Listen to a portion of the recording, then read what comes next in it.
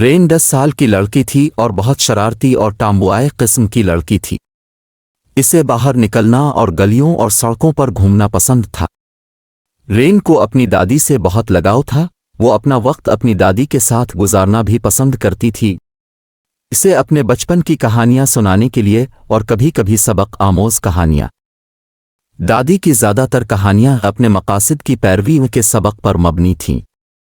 رین اسے عملی طور پر اور سنجیدگی سے نہیں لیتی تھی، لیکن اس کی دادی اسے روزمرہ کے معمولات کے بارے میں مسلسل کہانی سناتی تھی۔ ایک دن رات کو وہ سو رہی تھی لیکن رین فوراً پانی پینے کے لیے اٹھی۔ رین کچن میں چلی گئی۔ کچن کی طرف جاتے ہوئے اس نے اپنی دادی کے کمرے کی طرف نظر ڈالی۔ رین نے اپنی دادی کو خود سے باتیں کرتے دیکھا اور عجیب و غریب سلوک کر رہی تھی، لیکن فوراً ہی اس کی ماں نے اسے بلایا۔ اس نے اپنی دادی کو نظر انداز کیا اور پانی پینے کے بعد وہ سو گئے۔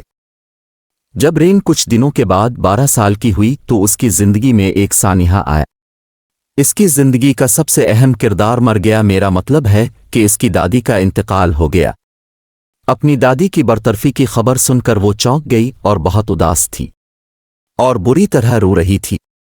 اس سے اس کی زندگی دکھ سے بھر گئی۔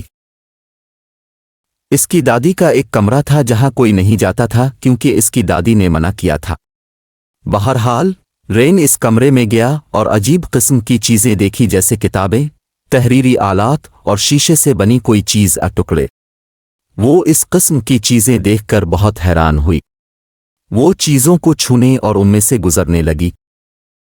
وہاں موجود کتابیں، اس نے اسے پڑھنا شروع کیا اور جب وہ پڑھ رہی تھی تو اسے معلوم ہوا کہ اس کی دادی مستقبل کی رنگت دیکھ سکتی ہے۔ یہ خدا کی طرف سے اسے عطا کردہ طاقت۔ اس کی آنکھوں سے ایک آنسو ٹپکا۔ اس نے ایک اور کتاب پڑھنی شروع کی جس میں لکھا تھا کہ جب رین 16 کی ہو جائے گی اور اگر وہ اپنی زندگی میں سنجیدہ نہیں ہوگی اور چیزوں کو سنجیدہ نہ لینے کی طرح ہوگی تو اسے اپنی زندگی میں خوفناک مسائل کا سامنا کرنا پڑے گا۔ خدا کی طرف سے مستقبل کا ایک رنگ۔ اسے پڑھنے کے بعد پھر اسے احساس ہوا کہ اس کی دادی اسے اپنے مقاصد پر عمل کرنے اور اسے حاصل کرنے کے لیے کیوں کہتی تھی۔ اس کے بعد وہ بہت روئی لیکن خود کو سنبھل لیا اور اپنے اب سے عہد کیا کہ اب سے وہ اپنی دادی کی خواہش کو پورا کرے گی۔ اس نے سخت محنت شروع کی اور جب وہ 21 سال کی ہوئی تو اسے ریاضی کے مقابلے میں عالمی ریکارڈ کا انعام ملا۔ ایوارڈ کی تقریب میں جب انہیں ایوارڈ ملا تو ان کی تقریر میں اپنی دادی کا خصوصی شکریہ ادا کیا گیا۔ انعام نے رین کی زندگی کو مزید کامیابی تک پہنچا دیا۔